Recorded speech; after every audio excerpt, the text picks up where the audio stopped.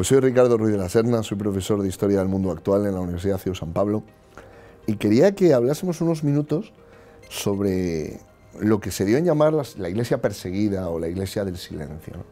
Que es aquella que durante las décadas del régimen soviético normalmente se aplica la expresión a la iglesia católica y a las iglesias cristianas, más en general, después de la Segunda Guerra Mundial. Aquí hay una primera cosa sobre la que nos tendríamos que detener un instante, ¿no? Parece que derrotado Hitler, el mayor peligro daba la impresión de que había pasado.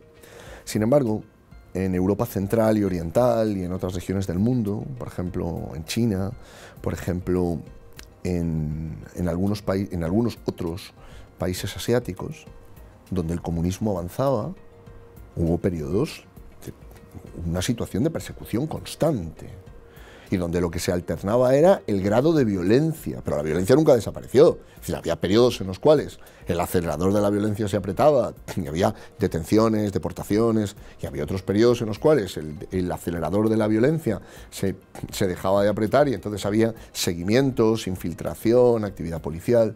Una práctica frecuente, por ejemplo, de los regímenes comunistas era tratar de asfixiar la vida religiosa atacando los compromisos radicales de los religiosos. Por ejemplo, el sacerdote se infiltraba en su entorno a una persona, habitualmente un agente del partido o un agente de la policía, que le hacía romper sus votos, que le hacía vivir en una situación de contradicción, o le montaban una operación para llevarlo a tomar decisiones económicas que luego pudieran revolverse contra él. Y cuando nada de esto se podía hacer, directamente lo calumniaban, lo injuriaban, le mentían, lo difamaban en los medios de comunicación. El caso quizá más famoso aquí es el del cardenal Mindszenty. El cardenal Mindszenty es detenido por las autoridades comunistas, es sometido a un proceso farsa, se caracteriza, históricamente se llama a los procesos juicios farsa, porque son juicios en los cuales el acusado no tiene ninguna posibilidad de ser absuelto y donde el aparato probatorio es por completo irrelevante, donde el fallo ya está predeterminado y lo que se hace es un show para la galería. Se televisa, se retransmite, en algunos casos, por ejemplo, me estoy acordando ahora del juicio farsa contra Laszlo Rajk y contra Arthur London y contra sus compañeros en Checoslovaquia. Incluso se publican las actas del juicio como si fueran un documento creíble y dotado, digamos, de veracidad, pero en la práctica es un montaje. Pues a Mindszenty le hacen un proceso así. Y allí aparecen acusados de colaboracionismo, de colaborar con los ocupantes de Hungría, de traidor a Hungría. Y Mindszenty, que era nada menos que arzobispo de Esztergom, primado de Hungría, ante los medios de comunicación, ante sus compatriotas, ante el pueblo húngaro al que él amó con una profundidad. El libro de memorias del cardenal Mindszenty es un libro verdaderamente sobrecogedor desde esta perspectiva. Mindszenty no es solamente un pastor, es un patriota húngaro. Y ama y tiene unos textos de amor hacia la patria y hacia Hungría que demuestran que hay un amor ordenado a la patria. Que no todo amor a la patria es nacionalismo radical, violento, ¿no? Y a Mindszenty, delante de ese pueblo, lo calumnian, lo injurian, lo difaman. A Mindszenty lo torturan. De hecho, cuando se hace una película sobre el proceso a Mindszenty, el cardenal Mindszenty muestra su descontento porque la película no le hace justicia a lo que verdaderamente había sucedido, al sufrimiento físico que él había tenido. Lo encarcelan, lo liberan en el 56 cuando la revolución húngara. A lo largo de todo ese proceso, Mindszenty mantiene la fe. Y el Papa Pío XII, se niega a nombrar un sustituto. No nombra sustituto. El hombre es Mindszenty. Y finalmente, por desgracia, Mindszenty fallece fuera de Hungría porque las autoridades comunistas obligan para liberarlo a que Mindszenty abandone el país, ¿no? Esa era la iglesia del silencio. Yo quería leer algunos textos porque a veces hay que dejar, bueno, a veces no siempre, pero en particular en estas cosas, para evitar romantizar los periodos, hay que dejar que los protagonistas hablen. Y como desgraciadamente no tenemos aquí a su santidad el Papa para preguntarle, porque nos contempla desde la eternidad, donde yo espero que estará junto a mi Padre, que en paz descanse, pues tenemos aquí sus textos. Entonces, este es un mensaje de su santidad el Papa Pío XII en 1954, ¿no? Y dice: con particular afecto, es un mensaje navideño. Hoy la gente se manda mensajes por WhatsApp poniendo que la Navidad, que el año que viene se hagan realidad todos tus sueños y tal, ¿no? Dice el Papa, año 1954, Stalin había muerto el año anterior, año 53. Khrushchev todavía no había llegado al poder, año 54. Por situarnos, Hitler había caído 9 años antes, en el año 45. Dice, con particular afecto, deseamos augurar serenidad y fortaleza a aquellos a quienes Jesús ha elegido para que participen de su cruz. O sea, hay un sentido en el sufrimiento. Están crucificados, están crucificados. A cuantos lloran enfermos en el cuerpo, y ahora vienen unas palabras, y en el alma. Es decir, el totalitarismo no solo mata el cuerpo, mata el alma.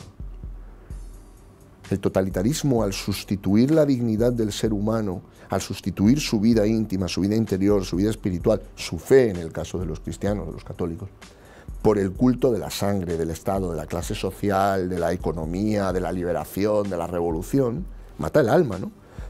Y dice, enfermos en el cuerpo y en el alma, solos en el mundo, entre luchas y miserias, víctimas de los hombres y el destino, con el corazón sangrando, imploramos los consuelos celestiales y fortaleza heroica por a todos aquellos hijos nuestros que, aislados violentamente en prisiones y en campos de concentración, han sido hechos dignos de sufrir por la causa de la fe, de la verdad y de la justicia.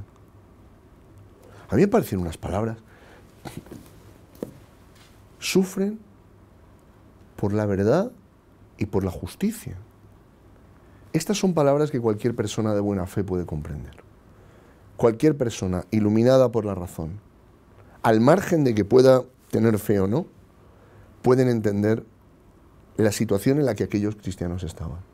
Sufrían bajo unos regímenes tiránicos que controlaban, por esto eran totalitarios, todas las dimensiones de la vida del ser humano. Y frente a ese poder omnímodo del Estado, se alzan unos creyentes que están luchando por la verdad y por la justicia. Hay otro texto en este libro, que ya he hablado de él en algún otro programa, Alberto Giovanetti, Roma habla a la Iglesia del silencio. Es un libro antiguo, yo no recomendaría que lo fueran a buscar a una librería quizá ordinaria, porque probablemente esté agotado. Es un libro del año 59, pero de viejo, en librerías de viejo, se pueden buscar. Si pueden ir a una librería antes que recurrir directamente a Internet, el librero es un oficio muy digno y muy necesario. Los libreros son uno de las profesiones que hay que tratar de preservar en nuestro tiempo, ¿no? Dice, quería leer aquí.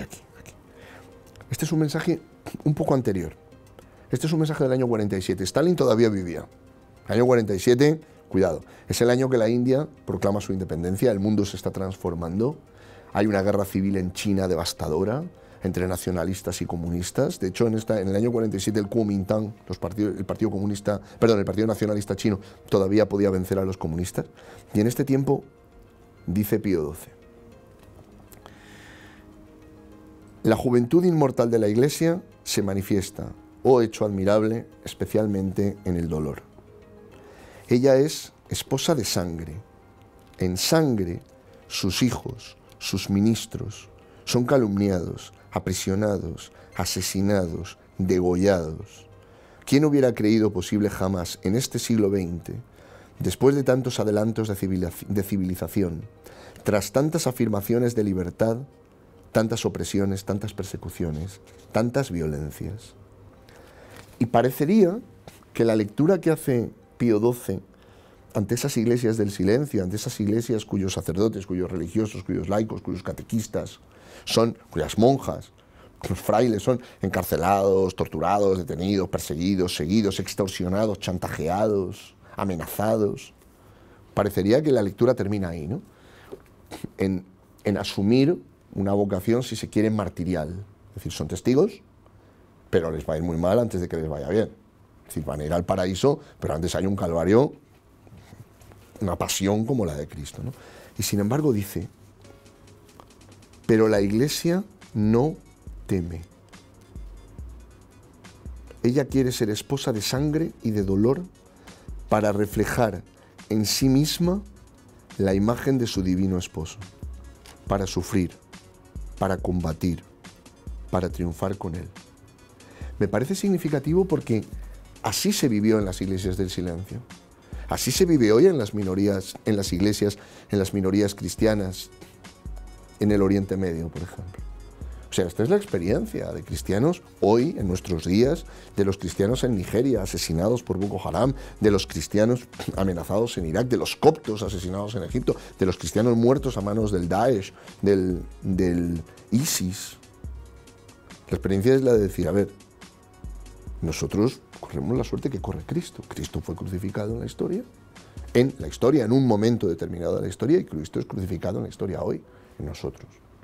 Y esto es lo que nosotros vivimos. Y mala esposa sería la Iglesia si no siguiera el destino que ha seguido el propio Cristo con quien está casada, ¿no?